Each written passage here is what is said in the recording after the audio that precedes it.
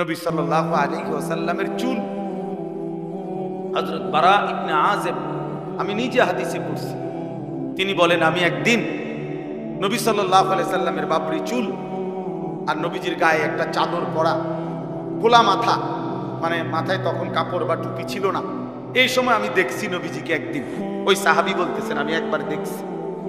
তিনি বলেন আল্লাহর কসম, কয় যে এরকম খোলা চুলওয়ালা আর চাদর পরা এমন সুন্দর কাউকে আমি জীবনে কোনোদিন আর দেখি নাই। তাহলে নবী সাল্লাল্লাহু আলাইহি সাল্লামের চুল কতটা সুন্দর ছিল।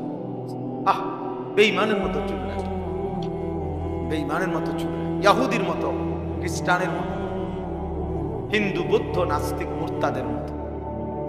আল্লাহকে প্রত্যাখ্যান করলা তুমি, আল্লাহকে প্রত্যাখ্যান করল। ব্রাজিলের খেলোয়াড় মুসলমান না, আর্জেন্টিনার খেলোয়াড় মুসলমান না, সিনেমার নর্তকী চরিত্রবান না, সিনেমার নায়ক চরিত্রবান হইতেই পারে না। হাজারো নারীর সাথে যে জিনা এবং ব্যভিচার, অথবা হাজারো নারীর সাথে যে প্রেমের ভালোবাসার অভিনয় করে, তো এটা তো উত্তম চরিত্র হইতে পারে না, এটা তো আখলাক হইতে পারে। সে প্রিয় হবে কেন?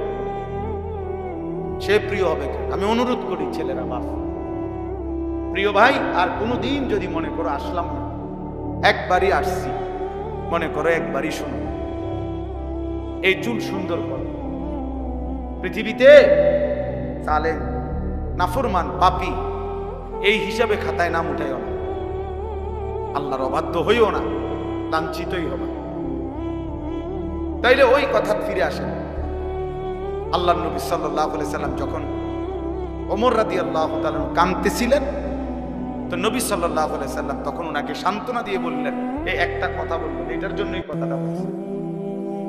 নবীজি তখন বললেন, আমা তারদা আন তাকুনা লানাল আখিরাহ ওয়া লাহুমুদ দুনিয়া। সুবহানাল্লাহ।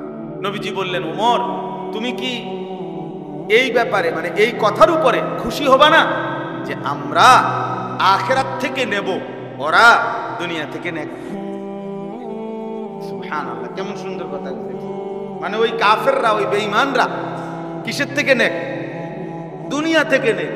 আমরা কই থেকে নেব? আন তাকুনা লানা, লানা মানে আমাদের জন্য, আল আখিরাহ, আমাদের জন্য হোক আখিরাত, ওয়ালা হুমুদ দুনিয়া, আর তাদের জন্য হোক কি? তুমি রাজি হবা না? কাঁদো কেন? তো হাদিসে আছে হযরত ওমর রাদিয়াল্লাহু তাআলা তখন চোখের পানি মুছে তখন তিনি বলেন, আল্লাহি ইন্নী লারাদিন ইয়া রাসূলুল্লাহ, হে আল্লাহর রাসূল, হ্যাঁ আল্লাহর কসম আমি এতেই রাজি। ঠিক আছে, আমরা আখিরাত থেকেই নেব, বেঈমান দুনিয়া থেকে নেক। এজন্য আমরাও আলহামদুলিল্লাহ বলি, মাদ্রাসায় পড়েছি আমরা, আল্লাহর দ্বীনের যেটুকু পারি খেদমত করি। আমাদের মসজিদের ইমামগুলো ৮,০০০ টাকা বেতন, ১০,০০০ টাকা বেতন।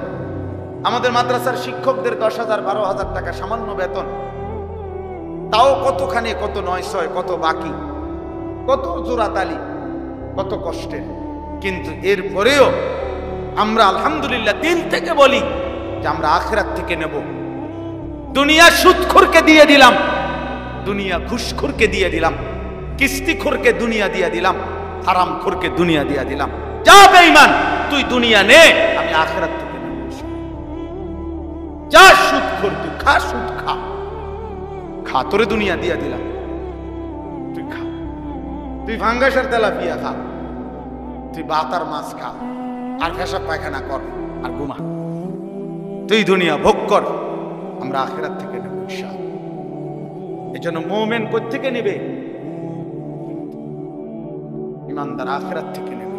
একজন বড় মুহাদ্দিস আলেম যাচ্ছিলেন, হযরত শুবা ওনার নাম। তো ওই যুবক মুহাম্মদ ইবনে মাসলামার কোন সঙ্গীরা কেউ ওই হুজুরের দিকে তাকাইয়া ওনারে বলছে আর কি, যে ইনি বড় হুজুর, বড় আলেম, বড় মুহাদ্দিস। তো এইটা বলাতে এই যুবক বখাটে উশৃঙ্খলে বাজারের সন্ত্রাসী যুবক মুহাম্মদ ইবনে মাসলামা বলছে তার ছেলেদেরকে, সাথে সঙ্গী ছেলেগুলারে, যারা দেখি চাই কির বড় হুজুরের দিকে আমার লগা আজকে বেটা হুজুরগিরি ছুটাইলাম। তো আসছে ওনার সামনে, আইসাই উনারে একটা ধমক দিছে, এই থামেন থামেন হুজুর। আপনি বলে বড় হুজুর এরা কয় বড় মুহাদ্দিস, চাই কি জানেন একটা হাদিস কোন দিদি এই চাই শুন। এইটা একটা মানে বললো আর কি দুষ্টামি অহংকারী করে, কিন্তু শুনতে চাইছে কি বলেন? হ্যাঁ, যদিও অহংকার করে বলছে, বিদ্রুপ করে বলছে, কিন্তু কথাটা তো বলছে যে একটা দেহি একটা হাদিস কর, চাই কি জানেন? তো ওই বুজুর্গ মুহাদ্দিস, ওই আলেম, উনি থামছে, সাথে সাথে আল্লাহর কাছে একটা দোয়া করছে যে আল্লাহ, তোমার বান্দা যদিও উশৃঙ্খল, কিন্তু দেখেই মনে হচ্ছে সন্ত্রাসী উশৃঙ্খল, কিন্তু তোমার বন্ধুর রাসূলুল্লাহ সাল্লাল্লাহু আলাইহি সাল্লামের একটা হাদিসই তো শুনতে চাইছে, বিদ্রুপ করে বলুক আর অহংকার করে বলুক, আমি আল্লাহ বলি আপনি বরকত দিয়েন, মানে আল্লাহকে বলছে, আমি বলি শুনাই আপনি বরকত দিয়েন। তখন এই মুহাদ্দিস ইমাম শুবা ওই যুবককে বলছে, শোনো, আল্লাহর নবী সাল্লাল্লাহু আলাইহি সাল্লামের একটা হাদিস হলো, ইযা লাম তাস্তাহি ফাসনা মা শি'তা। নবী সাল্লাল্লাহু আলাইহি ওয়াসাল্লাম বলেন, যখন কারো লজ্জা নাই, হায়া নাই, শরম নাই, তুমি যা ইচ্ছা তাই করো। যার লজ্জা চলে যায়, হায়া চলে যায়, আল্লাহর নবী সাল্লাল্লাহু আলাইহি সাল্লাম বলছেন, ঠিক আছে যা নাফরমান, তুই যা মন চায় তাই কর, তোমার যেহেতু শরমে নাই, লজ্জাই নাই, তো যা ইচ্ছা তাই কর। এইটাই হাদিস। এই কথা বলে তিনি চলে গেছেন। এই যুবক মুহাম্মদ ইবনে মাসলামা, বাজারের এই উশৃঙ্খল যুবক, তৎক্ষণাৎ বসে গেছে, মানে ওইখানে বসে গেছে আর কি, এবার আর উঠে না। তো সাথের ছেলেগুলো বলতেছে, বস চলেন ওঠেন। বলছে ছেলেদেরকে যে, বয় তোরা কি বুঝছো যে নবী সাল্লাল্লাহু আলাইহি সাল্লাম এই হাদিস কাকে বলছে? তো ছেলেরা বলল না। বলছে, আল্লাহর নবী সাল্লাল্লাহু আলাইহি সাল্লাম তো এই কথা আমারে বলছে, আমারে না লজ্জা নাই, শরম নাই, যার কারণে আমি বাজারে মানুষের উপরে জোর জুলুম করি, যার যা মন চায় তা ছিনাই নেই, যা ইচ্ছা তাই করি। তো রাসূল সাল্লাল্লাহু আলাইহি সাল্লাম তো এটা আমাকে বলছে রে, আমারে না এই জিন্দেগি, যা তোরা উঠ, এই জীবন ছেড়ে দিলাম, এই নাফরমানি আর করব না। এরপরে উনি ওই এই হুজুর ইমাম শুবা ওনার দরবারে গিয়ে তওবা করে আবার নতুন করে হাদিস শেখা শুরু করছে। অল্প সময়ের ব্যবধানে উনি ওই পৃথিবীতে ওই জামানার সর্বশ্রেষ্ঠ মুহাদ্দিস হয়ে গেছে। আবু দাউদ হাদিসের 6টা কিতাব আছে, আপনারা জানেন না? নাম শুনছেন না যে হাদিসের 6টা বড় প্রসিদ্ধ বিখ্যাত কিতাব আছে? বুখারী শরীফ, মুসলিম শরীফ, তিরমিজি শরীফ, আবু দাউদ শরীফ, নাসাই, ইবনে মাজাহ। এই আবু দাউদ শরীফের মধ্যে হাদিসের বর্ণনাকারীদের নামের মধ্যে বারবার এই যুবক মুহাদ্দিসের নাম আছে, মুহাম্মদ ইবনে মাসলামা আল কানাবী।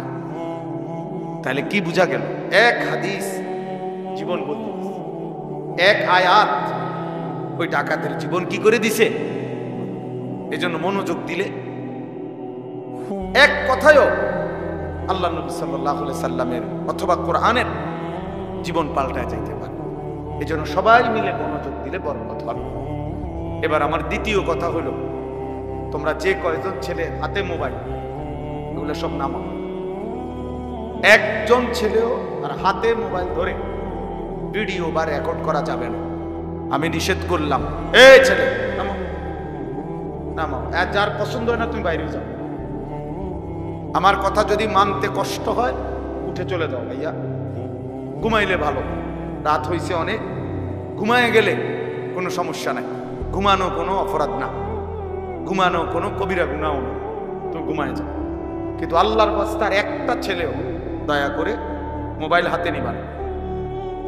আমি অনুরোধ করলাম, অনুমতিও দিলাম, চলে গেলে আমার কোনো আপত্তি নেই।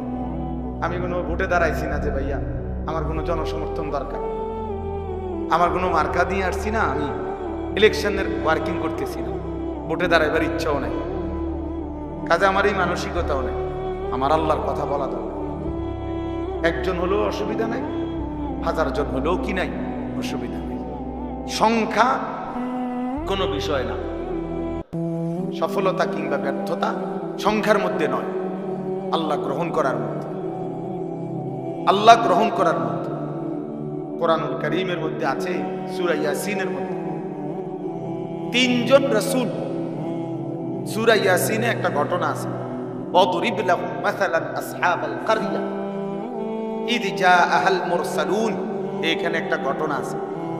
এই ঘটনা হলো যে 3 জন রাসূল আমাদের নবীর আগে আল্লাহ প্রেরণ করেছেন একটি এলাকায়। একটি এলাকার মানুষকে 3 জন রাসূল দিন রাত আল্লাহর দ্বীনের দাওয়াত দিছে, কালেমার দাওয়াত দিছে। বিনিময়ে এই 3 জন রাসূলের হাতে পুরা সময়ে কালেমা পড়ে ইমানদার হইছে কেবল একজন। কয়জন? একজনই ইমানদার হইছে, সির্ফ একজন। ওয়াজা মিন আকসাল মাদিনাতি রাজুলুন, একজন। তাইলে বলেন 3 জন রাসূলের দিন রাত আল্লাহর দিকে দাওয়াতের বিনিময়ে ঈমানওয়ালা হইল একজন। তাহলে এটা কি ওনাদের ব্যর্থতা? কথা বলেন না কেন? ব্যর্থ ওনারা? এই জন্য সংখ্যা কোনো বিষয় না, একজন না 1000 জন এটা কোনো দেখার বিষয় না। আল্লাহর দ্বীনের কথা বলতে পারা, আল্লাহর দ্বীনের কথা শুনতে পারা, আল্লাহর দ্বীনের কথার আয়োজন করা, দ্বীনের যে কোনো ফিকির করা, এটাই সৌভাগ্য, এটাই সওয়াব, এটাই নেকি। এখানে সংখ্যা কোনো কি নয় বিবেচ্য, পরিচিতিও কোনো দরকারি কিছু না। সবাই চিনলে সফল, সব মানুষ না চিনলে ব্যর্থ, এটাও না, এটাও কোরআন সুন্নাহ না। বুঝেন নাই কথাটা? যেমন মনে করেন আমার কোরআনুল কারীম, এটা এই কোরআনে পুরা কোরআন শরীফে নবী এবং রাসূলের নাম আছে 25 জন। 25 জন নবী এবং রাসূলের নাম কোরআনে আছে। কতজন? তো এখন আপনারা বলেন যে নবী রাসূল মোট কি 25 জন? তো 1,24,000 নবী এবং রাসূল, এই বর্ণনাটাও যদি ধরা হয় কেমন? তো তাইলে 25 জনের অতিরিক্ত যাদের নাম নাই কোরআনে, ওনারা ব্যর্থ। তো ওনার নাম তো আমরা জানলাম না। পৃথিবীর কোন কিতাবে 10,000 নবীর নাম, 5,000 নবীর নাম, 2,000 নবীর নাম কোথাও নাই, কেউ জানে না। তো ওনাদের নাম যে কেউ জানে না, কারণ ওনারা কি ব্যর্থ? তো তাইলে সবাই চিনতে হইব, এটা কি জরুরি? মালিক চিনলেই। কোরআনুল কারীমের মধ্যে পুরা কোরআনে সাহাবীর নাম আছে শুধু একজন। কয়জন? একজন সাহাবীর নাম আছে, ওনার নাম হলো যায়েদ। ওই সাহাবীর নাম নবী সাল্লাল্লাহু আলাইহি সাল্লামের পালক পুত্র ছিলেন যায়েদ ইবনে হারেসা। এই যায়েদ ফালাম্মা ক্বাদা যাইদুম মিনহা ওয়াতারা, সূরা আহজাবের মধ্যে আছে। এই একজন সাহাবীর নামে আছে কোরআন শরীফ।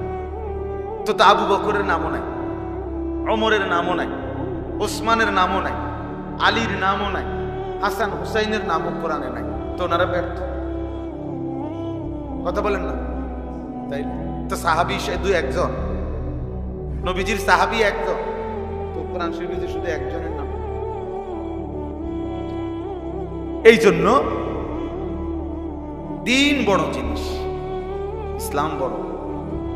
আমার আল্লাহর কাছে গ্রহণযোগ্য হওয়া, আল্লাহ পাক খুশি হওয়া আমাদের সবার জন্য বড় পাওয়া। এটা আল্লাহর সন্তুষ্টি। ওয়ারিদওয়ানুম মিনাল্লাহি আকবার। কোরআনুল কারীমে আছে, আল্লাহ তাআলা বলেন ওয়ারিদওয়ানুম মিনাল্লাহ, আল্লাহর পক্ষ থেকে যে সন্তুষ্টি আকবার, সেটাই হচ্ছে সবচেয়ে বড়। আল্লাহ খুশি হলেন, আল্লাহ গ্রহণ করলেন, আল্লাহ নিলেন, তো এটাই বড় পাওয়া। যদি আমাদের আখিরাত বুঝে আসে। হ্যাঁ, যদি মনে করি আমার জীবনের চাওয়া পাওয়া কেবল দুনিয়া, তাইলে ভিন্ন বিষয়। দুনিয়াতে আমি পদ পাবো, পদবি পাবো, সুনাম হবে, সুখ্যাতি হবে, মিছিল হবে, স্লোগান হবে, মানুষ চিনবে, হ্যাঁ, সবার কাছে পরিচিত হব, তাইলে দুনিয়ায় চাইলাম, কিন্তু আল্লাহকে যদি কেউ চায়, আখিরাতকে কেউ যদি চায়, নবী সাল্লাল্লাহু আলাইহি সাল্লামকে কেউ যদি চায়, তাহলে খোদার কসম তাকে আখিরাতের জন্যই অপেক্ষা করতে হবে। কোরআন শরীফে আছে নবীজি সাল্লাল্লাহু আলাইহি সাল্লামের বিবিদেরকে আল্লাহ তাআলা বলছে, নবীর স্ত্রীদেরকে একটা প্রসঙ্গে আল্লাহ তাআলা বলছে সরাসরি, ওয়া ইন কুনতুন্না তুরিদিনাল্লাহ ওয়া রাসূলাহু ওয়াদ দারাল আখিরা। আল্লাহ বলছে, হে নবীর বিবিরা, তোমরা যদি আল্লাহকে পেতে চাও, রাসূলকে পেতে চাও, তোমরা যদি আখিরাতের ঘর জান্নাত পেতে চাও, তো ফাইন্নাল্লাহ আ'আদ্দা লিল মুহসিনাতি মিনকুন্না আজরান আযীমা। তাহলে আল্লাহ সমস্ত নেককার নারীদের জন্যই আখিরাতেই সর্বোত্তম বিনিময় জান্নাত প্রস্তুত করে রেখেছেন। আখিরাত থেকে নিতে হবে, আখিরাত থেকে নিতে হবে, আখিরাত থেকে নিতে হবে। হযরত ওমর রাদিয়াল্লাহু তাআলা আনহু, আমরা সবাই নাম জানি কিনা, আজ-জুহাদু মিআতুন, একটা আরবি কিতাব আছে, ওই কিতাবে আমি পড়ছি। হযরত ওমর রাদিয়াল্লাহু তাআলা একদিন নবীজি সাল্লাল্লাহু আলাইহি ওয়াসাল্লামের ঘরে হুজরায় কামরায় গেলেন নবীজির সাথে সাক্ষাতের জন্য। ঘরের মধ্যে যাইতে পারতেন ওমর, কেন? নবী সাল্লাল্লাহু আলাইহি সাল্লামের একজন স্ত্রী ছিল ওমরের মেয়ে হাফসা রাদিয়াল্লাহু তাআলা আনহা, তো উনি ওমরের মেয়ে, এই হিসাবে ওই মেয়ের মাধ্যমে তিনি কথা বলে ঘরে যাইতে পারতেন, মানে হুজরার ভিতরেও কি করতেন, যাইতে পারতেন, যেহেতু নবীজির স্ত্রী উনার মেয়ে। তো ওমর রাদিয়াল্লাহু তাআলা আনহু গেলেন নবীজির কামরায়, গিয়া দেখছেন আল্লাহ নবী সাল্লাল্লাহু আলাইহি ওয়াসাল্লাম শুয়ে আছেন। হযরত ওমর তাকাইলেন, এই নবীজির ঘরটায়, কামরাটায় চারটা জিনিস শুধু দেখছে তখন। এক নাম্বার, একটা চাটাই, আমরা চাটাই তো বোঝেন না, হোগলা চাটাই, তো ওখানে স্পষ্ট আছে হাদিসে। ওমর রাদিয়াল্লাহু তাআলা দেখলেন যে চাটাইয়ের উপরে কোনো বিছানার চাদর বা কিছুই নাই, শুধু চাটাইয়ের উপরে নবীজি শোয়া। ওয়াকাদ আসারা আলা জামবি, চাটাইয়ের দাগ নবীজির পবিত্র দেহ মোবারকের মধ্যে দাগ দাগ লাগিয়ে আছে। এলো এক। দুই, একটা ছোট্ট বালিশ মাথার মধ্যে দেখলেন, এটা হলো খেজুরের ছাল দিয়ে বানানো, ভিতরে খেজুরের ছাল ভরা এই ছোট্ট বালিশ। তিন, পায়ের কাছে কিছু ছাতু, ছাতু তো মুরব্বীরা ছিলেন আগে, যে আটার মতো, হ্যাঁ, গুলাইয়া, পানি দিয়া গুলাইয়া খাইতো, যে আপনারা কি বলেন, ছাতু, ছাতু, এই এগুলো যেগুলো শুধু কেবল পানি দিয়ে গুলাইয়া খাবে, এটুকু খাবারটা এটাই, না কোনো তরকারি আছে, না কোনো গোশত আছে, না কোনো মাছ আছে, না কোনো ভাত আছে, কিচ্ছু না, শুধুই ছাতু, এইটুকু খাবারের।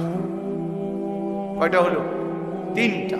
চার নাম্বার হলো মাথার উপরে দেখছেন একটা চামড়া, একটা শুকানো চামড়া ঝুলানো কোনো একটা বকরির চামড়া। কেন সেটা? সেটার মধ্যে বিছায়া নামাজ পড়বেন। এই চারটা জিনিস, একটা চাটাই, একটা খেজুরের ছাল ভর্তি বালিশ, কিছু ছাতু যা পানি দিয়ে মিশিয়ে খাবেন, আর একটা চামড়া ঝুলানো যেটা দিয়ে নামাজ পড়েন মুসল্লার মতো।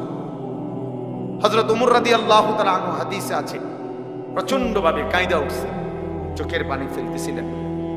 আল্লাহর নবী সাল্লাল্লাহু আলাইহি ওয়াসাল্লাম বললেন, মা ইয়াবকিকা ইয়া ওমর, হায় ওমর, কে তোমারে কাঁদালো, কাঁদতেছো কেন? তখন হযরত ওমর রাদিয়াল্লাহু তাআলা আনহু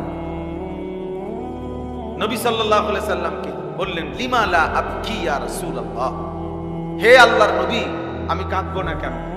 আপনার এই হালাত, আপনার এই জিন্দেগির এই দৃশ্য, ও আনতা সফওয়াতুর রাসূল, অথচ আপনি হচ্ছেন সমস্ত রাসূলদের সারাংশ, আপনি হচ্ছেন সমস্ত রাসূলদের মধ্যে শ্রেষ্ঠ, না শুধু সমস্ত রাসূলের সমস্ত সিফাত, সমস্ত গুণ, সমস্ত মর্যাদা, সমস্ত বৈশিষ্ট্যের সারাংশ আপনি রাসূল।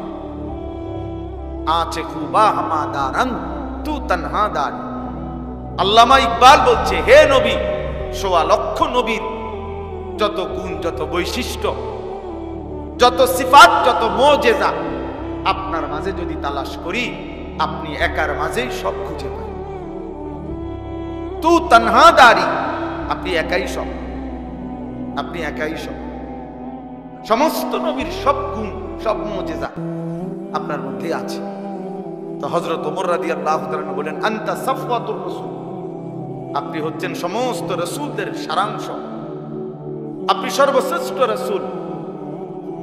আর আপনার এই হালাত, আপনার ঘরের এই জীর্ণ শীর্ণ দশা, ওয়াল কিসরা ওয়াল কাইসার ইয়ালবাসুন আল হারির ওয়াদ দিবাজ, এবং যারা রোমের বাদশা, পারস্যের বাদশা, তিনি বললেন তারা রেশমি পোশাক, রেশমি জামা, রেশমি বিছানার মধ্যে তারা ঘুমায়, তাদের বিছানা, তাদের পোশাক রেশমের তৈরি। আর আপনার এই জীর্ণ শীর্ণ হালাত দেখে, অথচ আপনি শ্রেষ্ঠ, আপনি আল্লাহর সবচেয়ে প্রিয়, আপনি মাহবুব, আমি এই দৃশ্য দেখে কাঁদবো না কেন, এই বলে কাঁদতেছিলেন।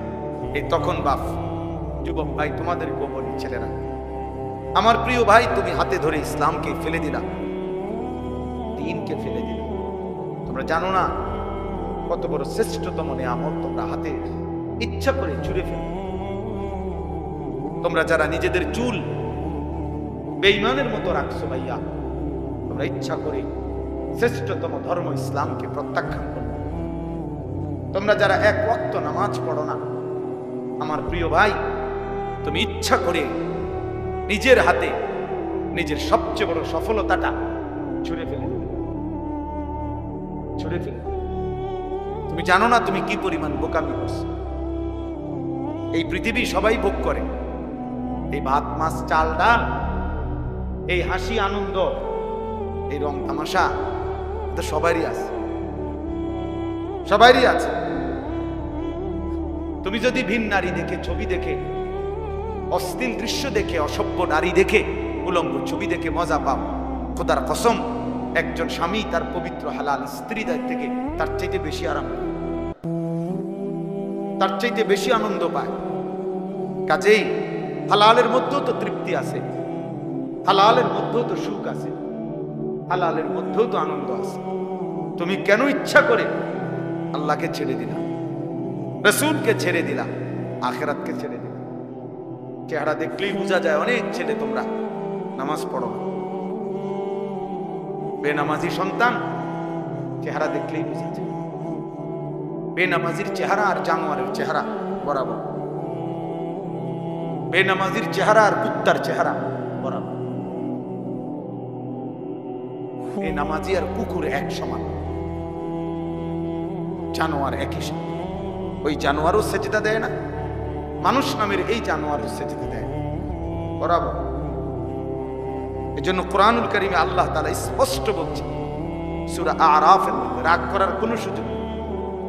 কোরআন, কোরআন বলছে, আল্লাহ বলছে, ওয়াত্তাবা হাওয়াহু ফামাথালুহু কামাথালিল কালব।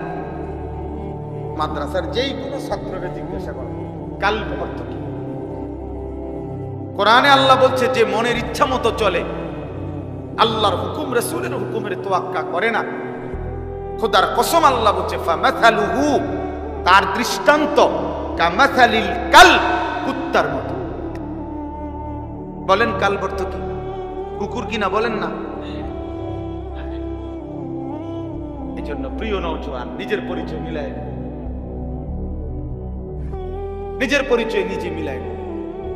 কত সেলফি তো উঠাও, বেনামাজি তোমরা যারা, তোমরা কুত্তার লগেও একটা সেলফি উঠাই, একটা ছবি কুত্তার লগে উঠাইয়া একসাথে দিও, যে দেখেন পৃথিবীবাসী আমরা দুই জানোয়ারকে কেমন লাগে।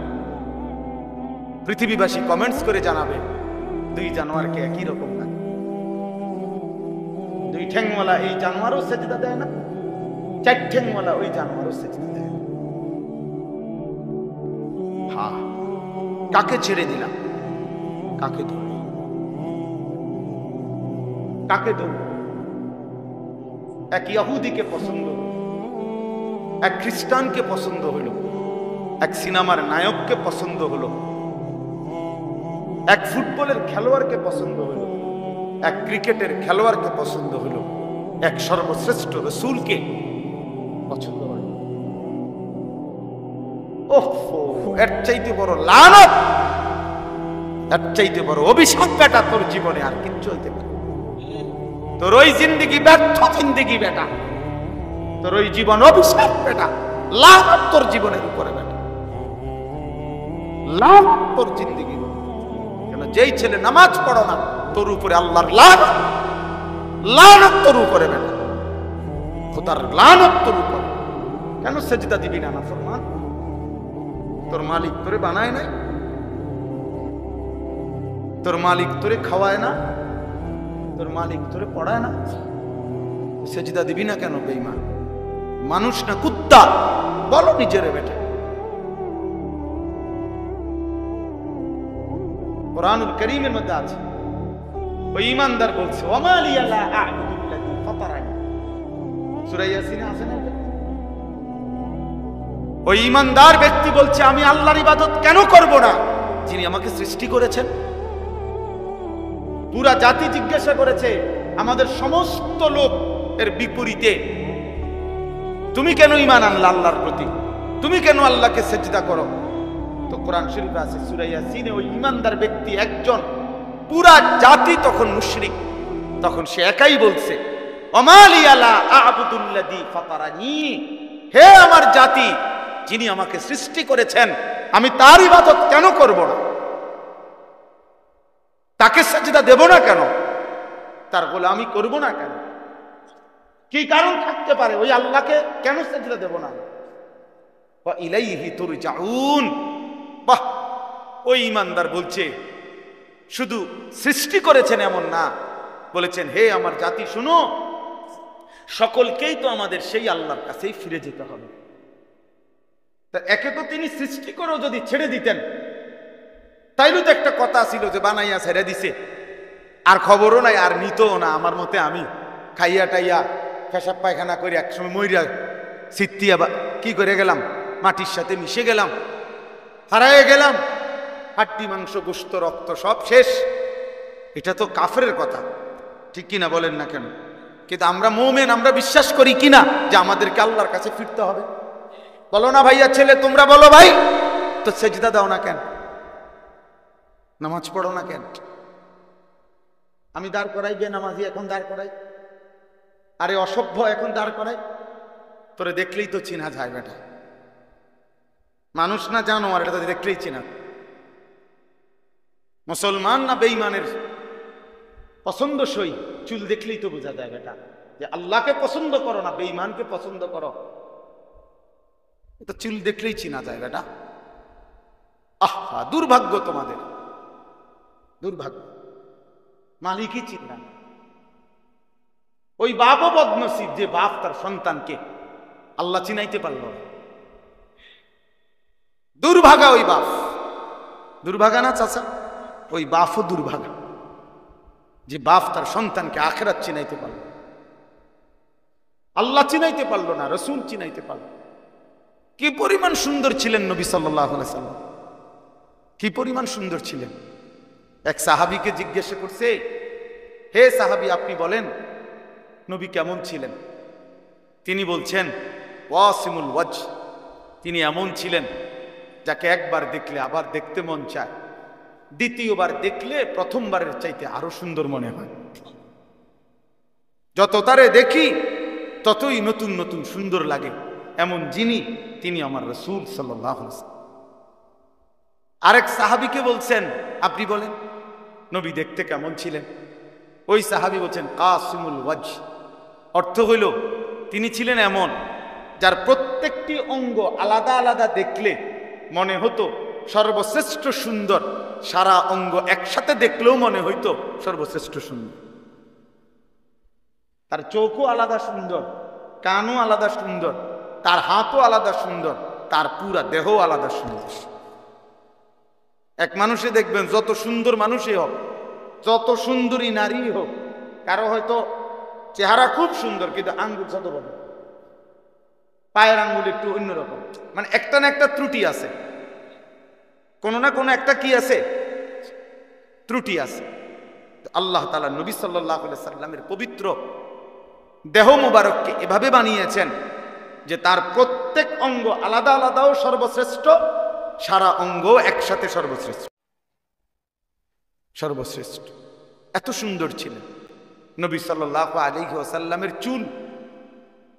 হযরত বারা ইবনে আযিব, আমি নিজে হাদিসে পড়ছি, তিনি বলেন আমি একদিন নবী সাল্লাল্লাহু আলাইহি সাল্লামের বাবরি চুল আর নবীজির গায়ে একটা চাদর পরা, খোলা মাথা, মানে মাথায় তখন কাপড় বা টুপি ছিল না। এই সময় আমি দেখছি নবীজিকে একদিন, ওই সাহাবী বলতেছেন আমি একবার দেখছি। তিনি বলেন আল্লাহর কসম, কয় যে এরকম খোলা চুলওয়ালা আর চাদর পরা এমন সুন্দর কাউকে আমি জীবনে কোনোদিন আর দেখি নাই। তাহলে নবী সাল্লাল্লাহু আলাইহি সাল্লামের চুল কতটা সুন্দর ছিল। আহ, বেঈমানের মতো চুল রাখে, বেঈমানের মতো চুল রাখে, ইহুদির মতো, খ্রিস্টানের মতো, হিন্দু বৌদ্ধ নাস্তিক মুরতাদের মতো। আল্লাহকে প্রত্যাখ্যান করলা তুমি, আল্লাহকে প্রত্যাখ্যান করলা। ব্রাজিলের খেলোয়াড় মুসলমান না, আর্জেন্টিনার খেলোয়াড় মুসলমান না, সিনেমার নর্তকী চরিত্রবান না, সিনেমার নায়ক চরিত্রবান হইতেই পারে না। হাজারো নারীর সাথে যে জিনা এবং ব্যভিচার, অথবা হাজারো নারীর সাথে যে প্রেমের ভালোবাসার অভিনয় করে, তো এটা তো উত্তম চরিত্র হইতে পারে না, এটা তো আখলাক হইতে পারে। সে প্রিয় হবে কেন? সে প্রিয় হবে কেন? আমি অনুরোধ করি ছেলেরা, বাপ, প্রিয় ভাই, আর কোনোদিন যদি মনে করো আসলাম না, একবারই আসছি, মনে করো একবারই শোনো, এই চুল সুন্দর করো। পৃথিবীতে জালেম, নাফরমান, পাপী এই হিসাবে খাতায় নাম উঠাইও না, আল্লাহর অবাধ্য হইও না, লাঞ্ছিতই হবা। তাইলে ওই কথা ফিরে আসেন। আল্লাহর নবী সাল্লাল্লাহু আলাইহি সাল্লাম যখন ওমর রাদিয়াল্লাহু তাআলা কাঁদতেছিলেন, তো নবী সাল্লাল্লাহু আলাইহি সাল্লাম তখন ওনাকে সান্ত্বনা দিয়ে বললেন, এই একটা কথা বললেন, এটার জন্য এই কথাটা বলছে। নবীজি তখন বললেন আমা তারদা আন তাকুনা লানাল আখিরাহ ওয়া লাহুমুদ দুনিয়া। সুবহানাল্লাহ। নবীজি বললেন, ওমর তুমি কি এই ব্যাপারে, মানে এই কথার উপরে খুশি হবা না যে আমরা আখিরাত থেকে নেব, ওরা দুনিয়া থেকে নেক? সুবহানাল্লাহ, কেমন সুন্দর কথা বলেছে। মানে ওই কাফেররা, ওই বেঈমানরা কিসের থেকে নেক? দুনিয়া থেকে নেক। আমরা কই থেকে নেব? আন তাকুনা লানা, লানা মানে আমাদের জন্য, আল আখিরাহ, আমাদের জন্য হোক আখিরাত, ওয়ালা হুমুদ দুনিয়া, আর তাদের জন্য হোক কি? তুমি রাজি হবা না? কাঁদো কেন? তো হাদিসে আছে হযরত ওমর রাদিয়াল্লাহু তাআলা আনহু তখন চোখের পানি মুছে তখন তিনি বলেন, ওয়াল্লাহি ইন্নী লারাদিন ইয়া রাসূলুল্লাহ, হে আল্লাহর রাসূল, হ্যাঁ আল্লাহর কসম আমি এতেই রাজি। ঠিক আছে, আমরা আখিরাত থেকেই নেব, বেঈমান দুনিয়া থেকে নেক।